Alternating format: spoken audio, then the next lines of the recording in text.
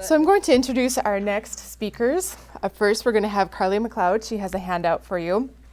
She is a lawyer specializing in government relations and policy development. In her current position, she is the president of the Utility Shareholders of North Dakota and is which is an association comprised of shareholders of MDU, Xcel Energy, and Ottertail Corporation. Carlee started her love affair with policy and government relations as a legislative intern, followed by an internship with Governor Hoeven.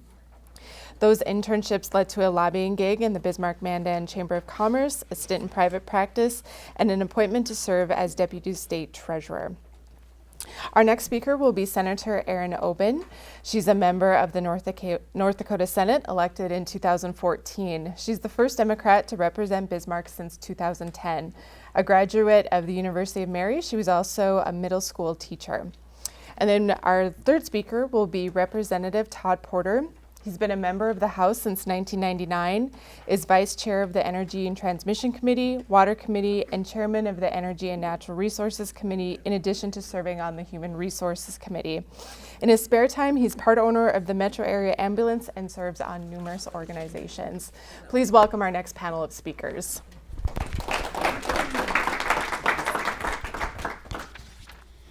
Well, I'm getting some grief for handouts from the crowd here. But quite honestly, I knew I was coming in between Lieutenant Governor Drew Wrigley and two legislators who get to talk about things more exciting than legislative procedure, so I thought I better jazz it up a little, right? So I've been a lobbyist, I've worked for an agency, I've been an intern, I've seen the process from all sides except as an elected official making the decisions, so I have maybe a different perspective on legislative process than what they intended for me to talk about. But a lot of you, when you think of legislative process, I'm thinking that you probably think about the 80 days that's the legislative session, right? But that's not the case. I think Lieutenant Governor Wrigley touched on it when he said, you're working on these issues all the time and we want to get it right because we only meet a couple of times or once every 2 years. We want to make sure that we bring good things to the table. It takes a lot of work. You don't get a lot of credit for it. So I'm talking about legislative procedure as far as the whole biennium. And so I thought I'd start with a metaphor, because not everyone likes the nerdy procedures the way that I do. So in the slideshow, I often say when people say, what do you do? Well, I like to say I solve puzzles. And everybody likes puzzles, right? Did you all do puzzles as kids? I did. My sister and I would stay up all night doing puzzles. The bigger, the better. And so I started with some pictures of easy little puzzles and people having fun, right? But the reality of puzzles, at least as far as legislative procedure, is that you get dumped with a whole bunch of pieces. They may or may not be part of what it is you're trying to do. Some don't look like actual puzzle pieces. Money's always a factor. That's part of the puzzle. And if you're lucky, you get a puzzle that all the pieces are black on both sides, right? My sister got a present like that from one of her friends. But you've got to make something out of it. And Drew mentioned that you need a vision. It was our ancestors who came with this vision. Sometimes you have a vision of what you want at the end. Sometimes you don't. And you just have to start doing the work and figuring out where this vision is going. And then you've got people. You've got the puzzle people, the people doing the puzzles. Some of them bring pieces to the table. Some try to hide them. If you ever did puzzles with a sibling or a friend, did anyone ever hide a piece because you wanted to be the one to put the last one in? Or maybe someone got mad because you were always better at it, so they'd like destroy the piece, or you had a dog that ate one. So you'd have to create your own piece if you wanted to. That's the legislative process, right? We've got all these going. And so then you get it done. And sometimes you have a masterpiece. And sometimes you get it done and you're like, oh, that is not a cool puzzle. I don't know why I bothered. That's not what we intended. And then you've got critics throughout the process and at the end who are saying, well, when you said you were doing a puzzle, I think a crossword puzzle would have been better. Or, these magic eye puzzles, and I'm seeing crazy visions from what you've put forward, and I don't think that's what you really want. And that's the legislative process in a nutshell. In a metaphor, so you can start thinking like that. But now let me get down to the boring specifics. The duties of the legislature are to set the scope of the government, figure out what it is the government's going to do for common welfare, and to promote the general safety of the state. And then they set the budgets accordingly. They figure out how much it's going to cost and how we're going to get that sort of revenue. And when you boil it down to that, you think, yeah, that may be easy, but it's not, obviously. That's why we have, 1,500 to 2,000 bills every biennium, trying to figure out how to make that work. So the interim work becomes critical. And at any given time, you have legislative committees meeting, you have stakeholder groups, you have private groups coming together and trying to figure out what it is that they want to do the next time around. And I've often heard we should meet every year. And I'll admit, when I was a brand new lobbyist, I thought the legislative session was a blast. And I thought, that'd be great. Of course, the sorts of bills I carried were tiny, tiny, tiny. And once I realized the work that goes behind real heavy legislation, I thought, no, this biennial process is necessary to get the good laws, because we don't want to be stuck with a bad law and then have to figure out our way out of it. So let me talk about the logistics of the process. And I did give you a handout. This is put together by our Legislative Council. It's kind of, it's like the Schoolhouse Rock version of how a bill becomes a law in North Dakota, right?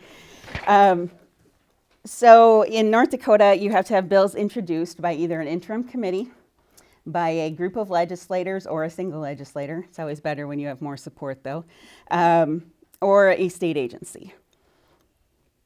All the bills get a hearing in North Dakota. They get a hearing in committee, and then they get a floor hearing. The committee will make a recommendation, but the floor vote is not bound to that. Often they'll trust the expertise of a committee because they've heard all of the testimony, and they're usually put on committees where they have some sort of expertise, but that's not always true. Sometimes they will flip their vote and go against the committee. If a bill passes that floor, it gets sent over to the other chamber where it starts this process over. You get a committee hearing and you get heard on the floor. Now, if the bill goes through the second part of that, the second committee, without any amendments, then it can just, boom, become law. If the second house decides to change something and amend it, then the first house has to agree.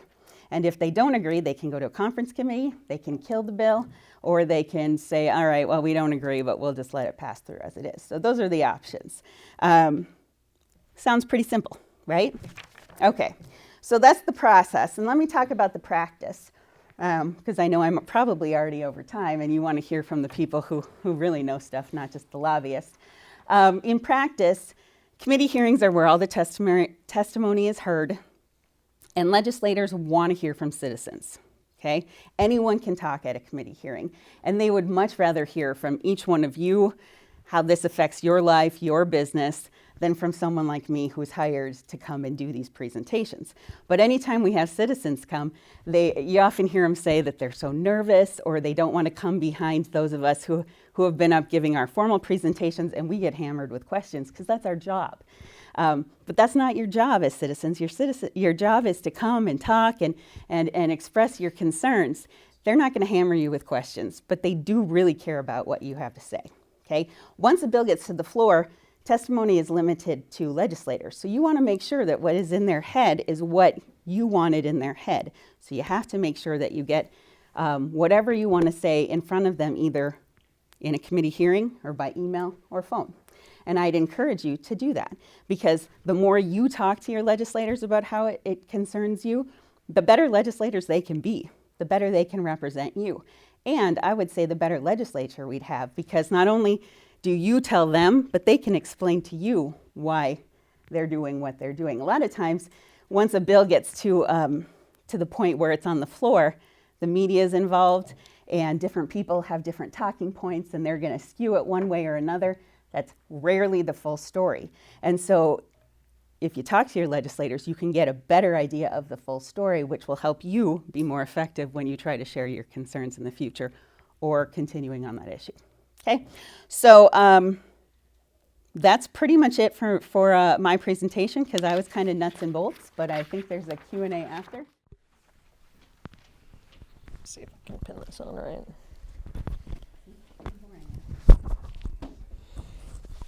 Good morning, everybody. That's when you say good morning back, usually. It's like being at a podium at church. My name's Erin Oban, and I was elected in November 2014 to a 4-year term in the Senate for District 35, which is where you're sitting, so welcome to my district. It runs basically from BSC horizontally across town, south of Interstate Avenue, north of Maine approximately, and over to Sleepy Hollow. So that's kind of how my district is set up. And I am supposed to talk about the expectations versus realities of being a first-time legislator. And I think Carlee made all of us sound way better than we probably are. So I appreciate that. But to start with, I guess, my expectations, I didn't expect to win. So that was, I am the only Democrat who serves the Bismarck-Mandan area. And while that brings challenges, I also think that I'm speaking for a group of people who is often in the minority in every district. And that's okay, because as you know, in this country and in this state, even minorities get to have a voice in the process. So I think that that's important to represent sometimes a side that maybe isn't always part of the conversation. So once I won, which beat my expectation to begin with, I had some experience in a legislative session. I was a very, very part-time lobbyist for a small nonprofit during the 2013 session. So that was my first experience getting to see the legislative process up close and personal, and to see some of the good and some of the bad. I'm somebody who thinks that there are good Republicans and there are bad Republicans. There are good Democrats and there are bad Democrats. There are good legislators and bad legislators. I don't think that that is about one party or one job. So I had seen some things that I just knew if I had the chance to be a legislator, I didn't want to do. That is harder sometimes in reality, I think, than what I was expecting it to be. And my first introduction, I guess, to the legislature was during the pre-session when I was told by the news that I was watching that Al Carlson said, "Don't pass any bill with Erin Oban's name on it," amongst 2 other legislators. And that was not something I was expecting. And that diminished I think, my feelings of how I was going to be effective, how I wanted to build relationships with my colleagues who didn't know me. So I was feeling sort of reduced before it ever started.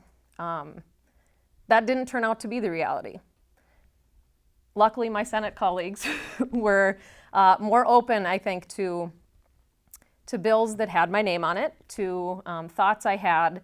And part of that I learned because a lot of my Republican colleagues in the Senate came and told me that I was not what they expected I was going to be. And I don't know whether that is good or bad.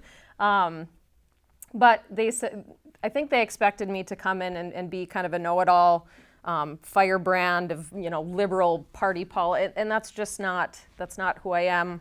That's not how I wanted to portray myself or my district. And I wanted to listen and learn the process and admit that I don't know everything.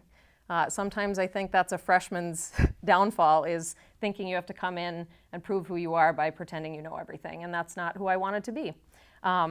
So that required me to zip my lips sometimes and listen, so that when I did have something to say that I wanted to sway a conversation or have some impact on the people who are listening, that I'd be listened to. And so that was my goal in my first session as a freshman legislator. I did learn very quickly how different, in my mind, in my perception and in my perspective, the House and the Senate are. When you can see it, I think, at the national level too. The Senate and the House are very different. They are meant to be different. The Senate in North Dakota, to me, is more collegial because there's half the amount of people. You can't say things, you can't act a certain way because you'll be sitting next to likely those same 3 people later on. And that is what has been described to me by members of the House, where I've seen a couple of the chairmen. It's not all of them. Treat their colleagues with not the amount of respect that I think all of us should have, because we're all sitting in this position for the same reason. We were elected by people in our district. And because of that, I try to have the same respect for people who I don't agree with. They're sitting in those seats the same reason I am. I also learned that compromise is a two-way street. I prime sponsored 3 bills. I don't know if that's, a lot or a little for a freshman legislator. All 3 of those bills passed the Senate unanimously. When they got over to the House, that was not the case. So I had to learn, different beasts and different processes and how people look at things differently. And it was in this room where I got grilled pretty hard about a bill, so I'm having PTSD or something. But, one of the bills that I wanted to carry forward, my father-in-law was a legislator, and he passed away when he was in office. I did not grow up in politics. I married into politics, is kind of how I describe it.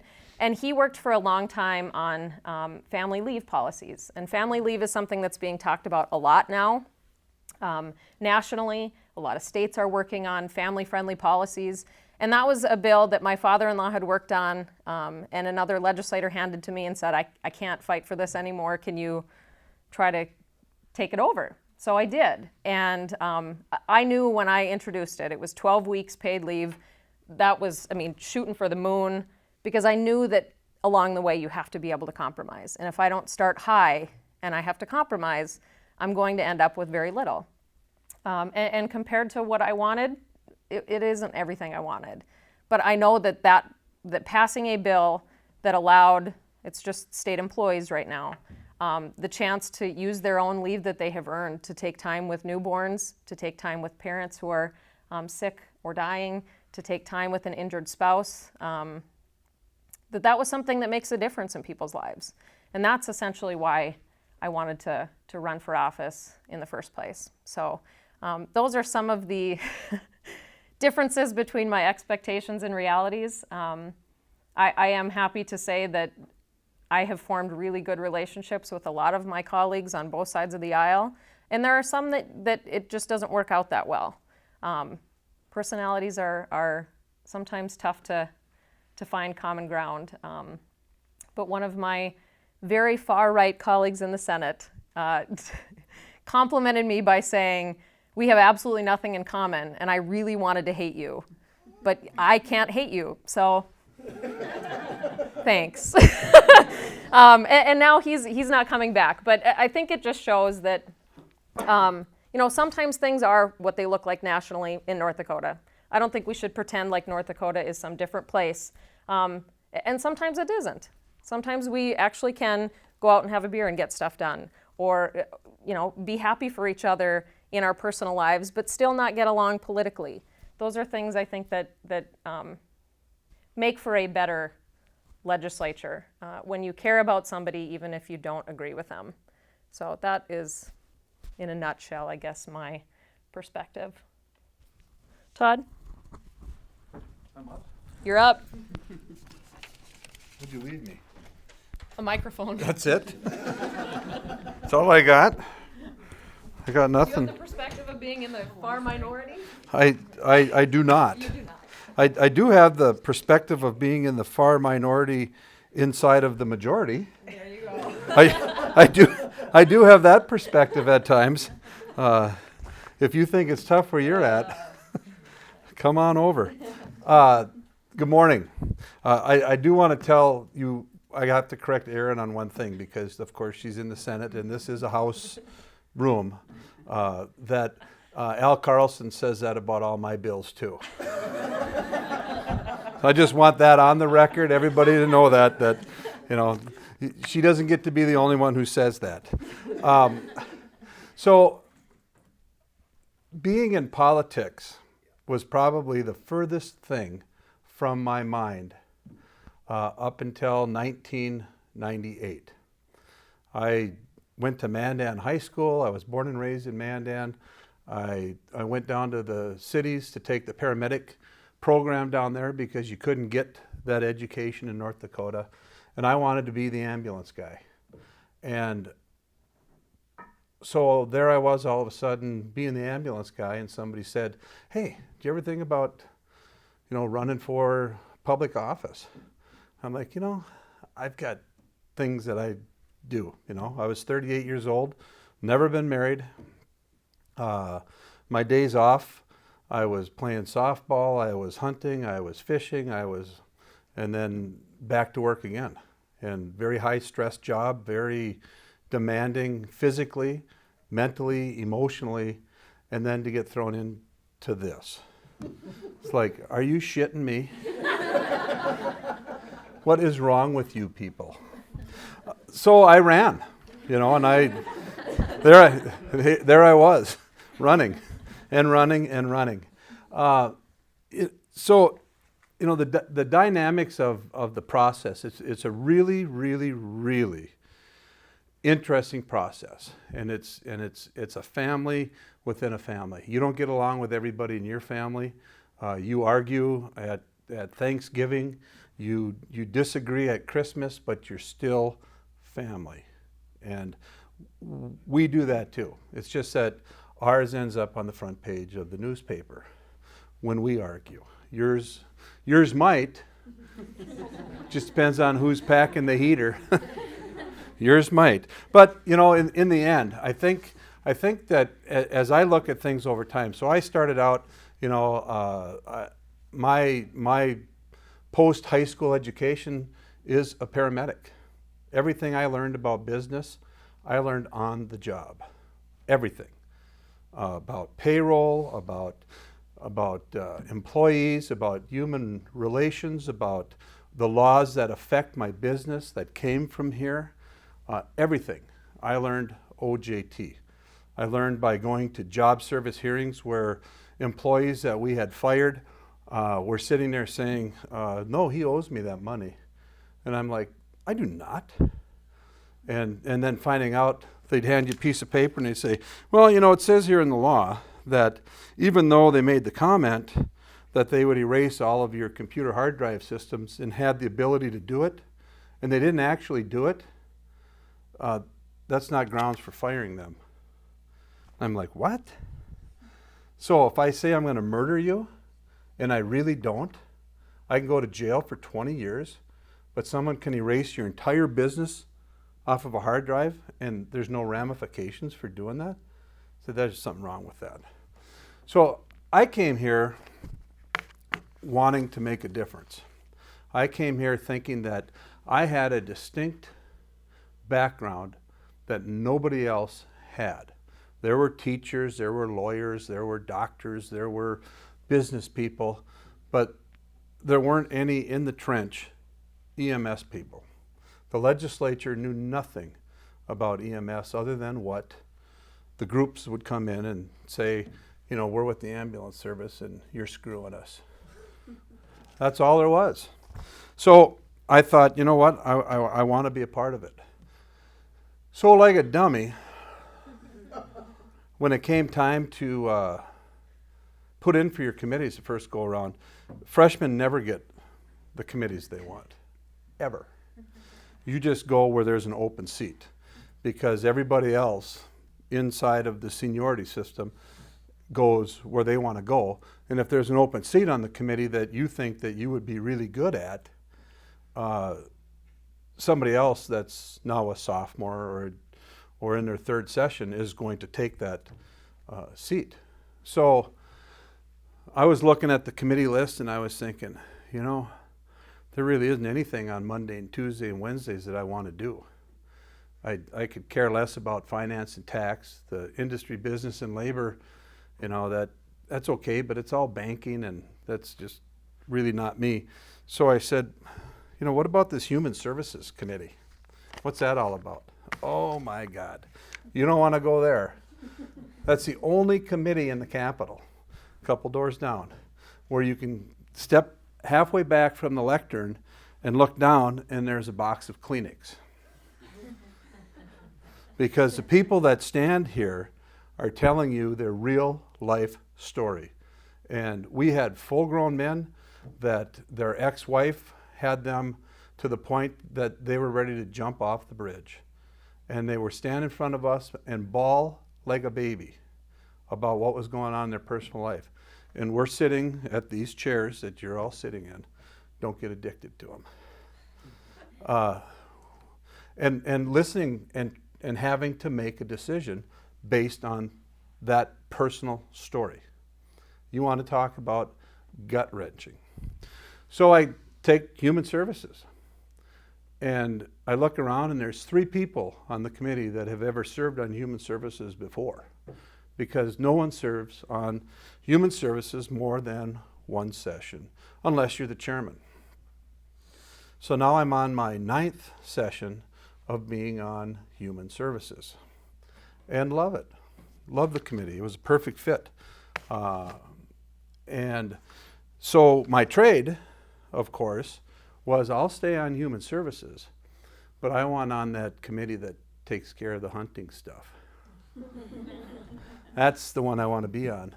Well, I get told right from the get-go, there are no freshmen on natural resources, pal. That's the committee everybody wants to be on. You can be on ag. Like, well, I don't want to be on ag. You want me on human services? You want me to be the guy in human services? I want to be on that one. Okay, you can be on natural resources. So I was the only freshman on natural resources in 1998.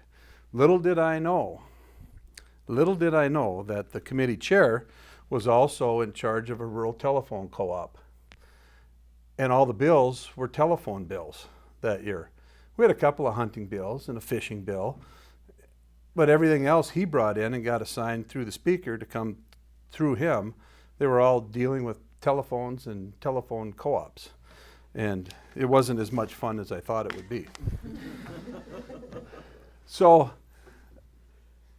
as you span time, so now over the period of 8 sessions now, I'm the chairman of the Energy and Natural Resources Committee. So all of the energy policy comes through the committee that I chair.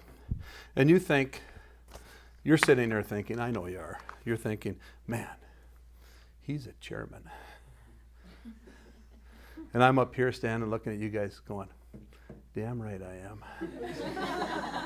Damn right. And don't you forget it. No. The chairman in North Dakota, and that is part of the beauty of the process, the chairman of the committee is really the person that has one real assignment: to set a schedule, make sure you stick to the schedule, and keep the committee organized.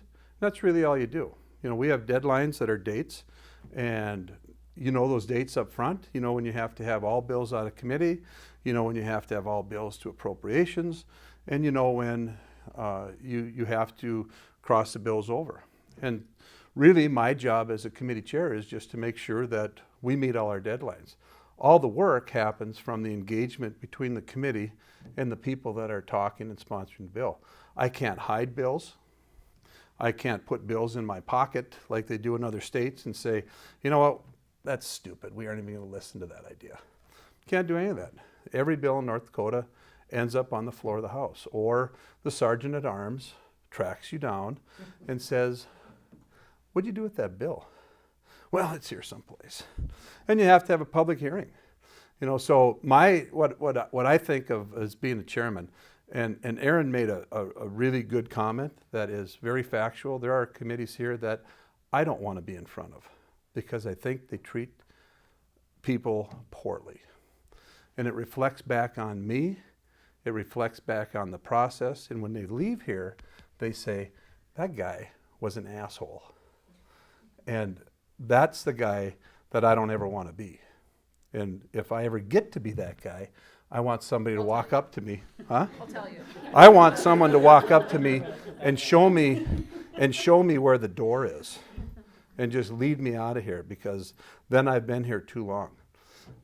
When people leave the Energy Committee, even when I'm sitting in Human Services, you got to ask tough questions. We get tough bills. There's no cakewalks up here. And if you don't ask the tough questions, you don't get the tough answers. And right, wrong, or indifferent, you have to ask the tough questions. And what I want people to leave when they're in the Energy Committee, I want them to leave and be able to say, you know what, they didn't agree with me, but they treated me with respect, and they listened to what I had to say, because there is not a single issue in the thousands of bills that I've had to vote on that it didn't mean something to somebody. Every one of those bills has a stamp on it that somebody wanted it introduced, whether it was another legislator, whether it was a constituent of a legislator, whether it was a department head, whether it was the governor. Somebody thought at some point in time it was a good idea. And now I suddenly think that it's not. And so I've got to prove that it's not a good idea at this time to do whatever this bill says. So as you look, my dynamics over time, I learned a lot of things. First thing I learned my freshman session was that I was not the smartest person here. And that pissed me off because I thought when I got elected and I came up here that there was no one here that was going to be as smart as me. And I was wrong. I think that's the first time I've ever said that. They're recording it, so we'll play it. I know. This will be my opponent's campaign. This will be my opponent's campaign TV ad. All of a sudden I'll be looking going, where in the hell was that? And how did they get their hands on that tape? So you learn really fast. You're not the smartest person in the room.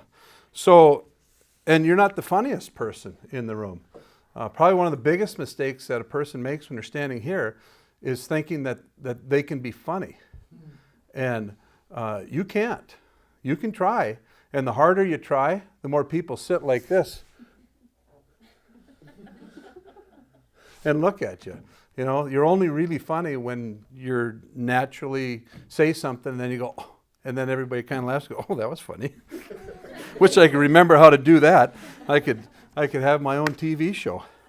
But so you put in bills that you think really are going to make a difference.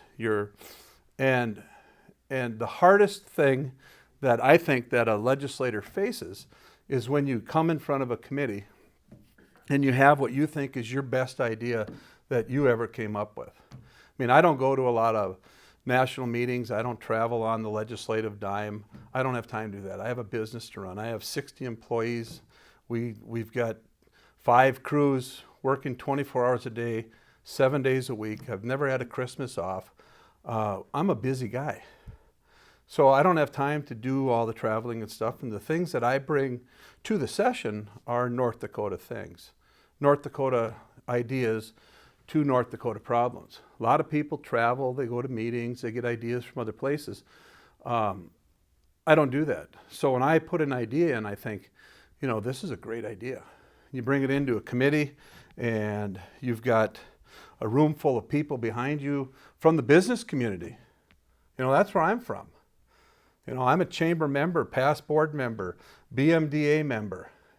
I am the business community. And I look behind at the lobbyists and they're in the business community, and I sit down after I present my bill and they go, is there anybody else in favor? And I'm looking thinking, oh man, they're all here for me. And nobody gets up, and then the chairman says, okay, is anybody in opposition? And all of the people in the room are standing up opposed to my bill. And I'm like, those are my people. What is going on here? And so, everything that you think is a good idea is, doesn't bubble to the top. I think a better analogy than a puzzle is what Senator Stenjum told me, that making a law is like making sausage. And if you've ever been in the room where they take big chunks of meat and they stick it in this grinder and it makes these awful noises as it's coming out this sieve on the end into this container, and you're mixing these two things together and gets to the end, and then you got to add the spices and mix it up and fry a little bit and then taste it, and then nope, that's not good enough, and you keep changing it until you finally put it in the casing.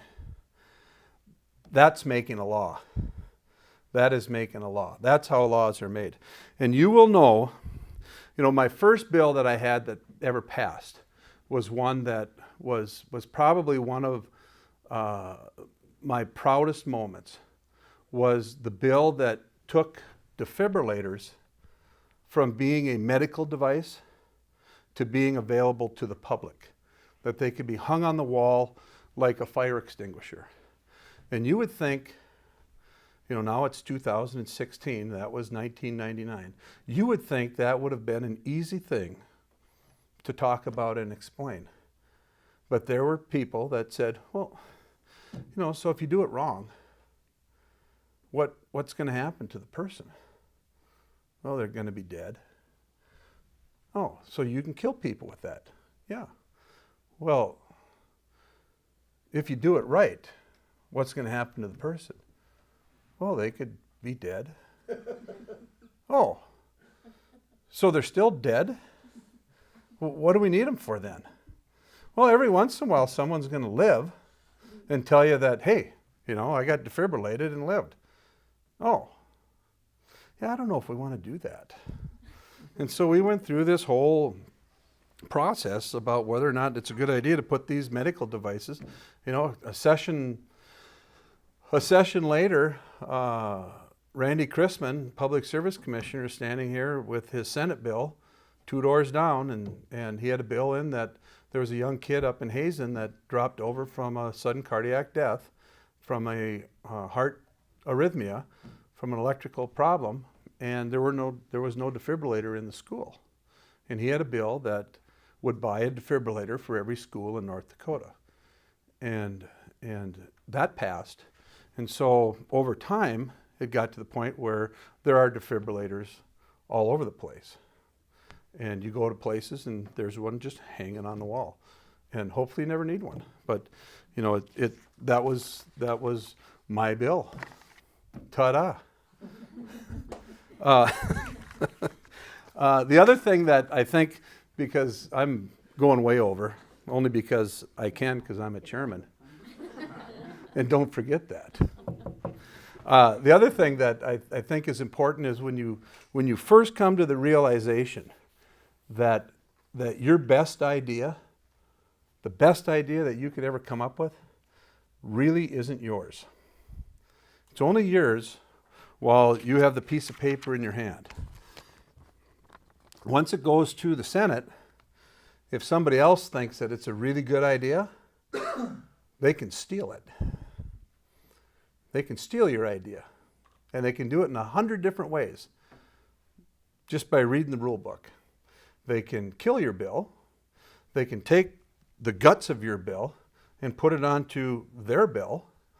And then all of a sudden, they're the sponsor of the best idea in the whole wide world. And then they send it back to you in the House. And you're like, what the hell just happened here? That was my idea. Oh, no, that was mine. I gave that to you. Well, it was on my bill. Well, your bill's dead. And your little defibrillator thing, you ain't gonna fix it either. So you did really, really, really good work and a really good thing when you stand up at the podium or lectern and the governor is talking about one of your bills, but instead of saying Todd, he's saying I. And when you get done with the press conference, you're standing there going, I don't remember you ever being even in the conversation with this thing, let alone have any of your people testifying on this thing, let alone ever heard about this bill. And now it's yours? And that's when you know mission accomplished, is when everybody else takes your idea, your concept, and you just stand there graciously and let them have it. But in the end that the people of North Dakota benefited. In the end that the process worked, and you don't have the ego issue that it has to be branded yours, that it's something you did for the state, for your community, for whatever reason you did it for.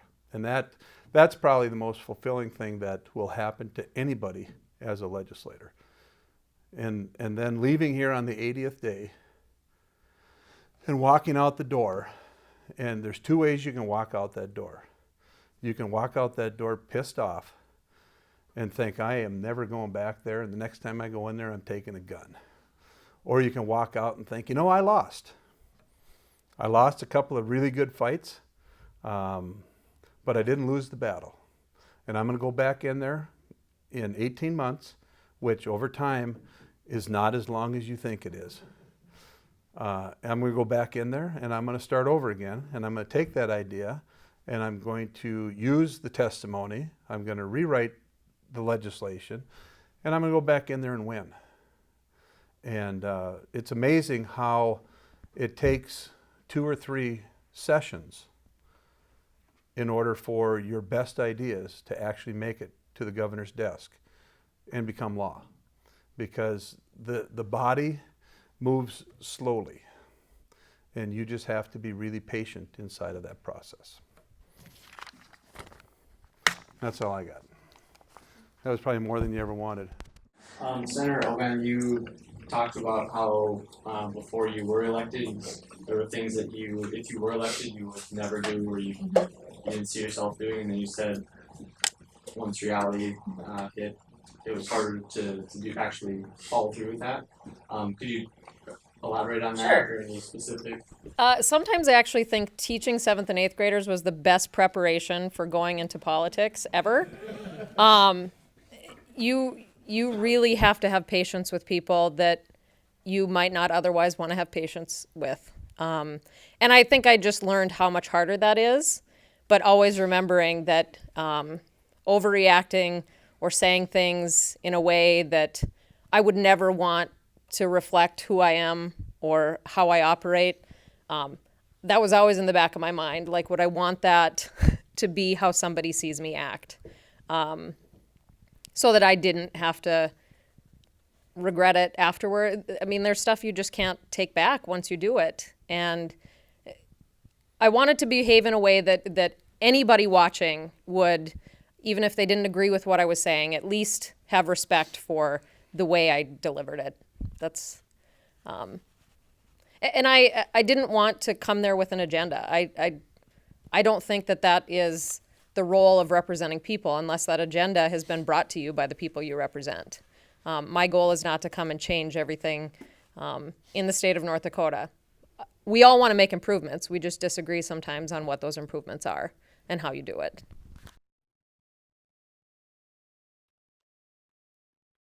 How do you deal with like the stakeholders that maybe they've been in the process for too long and they're creating obstacles, I guess, in order for you to try to move something that you're very passionate for? Do you try to win them over, or do you try to focus on the majority?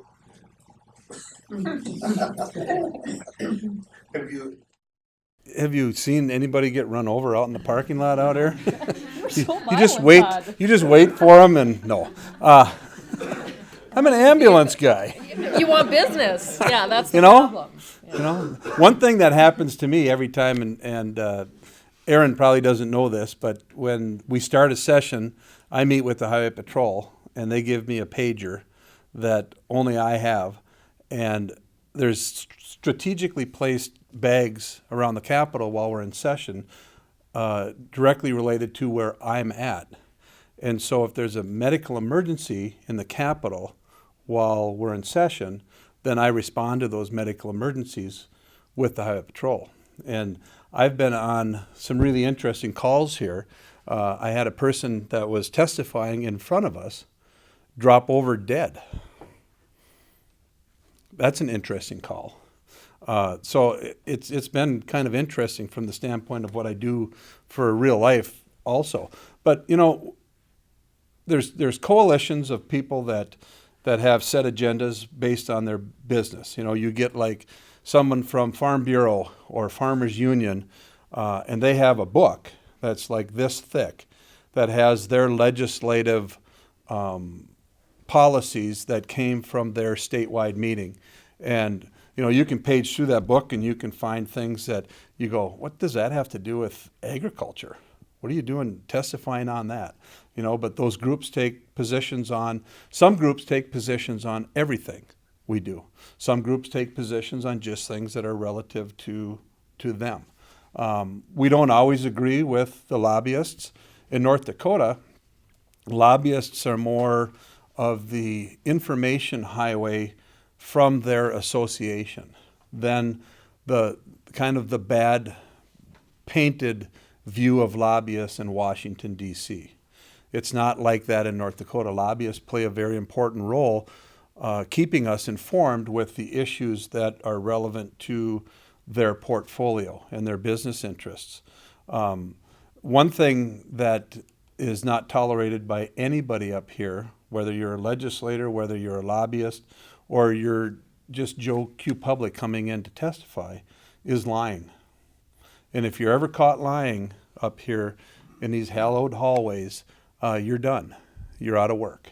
Because if you do it to me, I'll tell everybody I know that you're a flat out liar, and then you're branded, and then your word is worthless up here. And so, you know, when you get into a situation where you're working a bill and you're very passionate about it, you win, you lose, you draw. You don't leave mad. You don't hold a grudge. You move on to the next issue. And when you do that, sometimes it takes an interim of studying it to come back and actually get it done. But you hope that you agree and disagree in an orderly fashion, and that you don't leave here holding a grudge. I think it's really easy to do that. My first session, I left mad. And it ate at me and ate at me and ate at me. And then, you know, the next session, it got a little easier. And it took, by the time I understood the rules, and by the time I understood what was going on up here and how to effectively do it, it took 3 sessions before I felt that I was doing a good job representing Mandan. Can I follow up on that one? I think your question about stakeholders, I am representing a stakeholder group, and in one of our bigger initiatives, we review the one-call laws, call before you dig, because I work with utilities. And in doing that, we have to have a huge group of stakeholders where we figure out, instead of just, hey, I think this would be a good idea, what would this mean to you, what would this mean to you, because different people have different issues with how we would change those laws.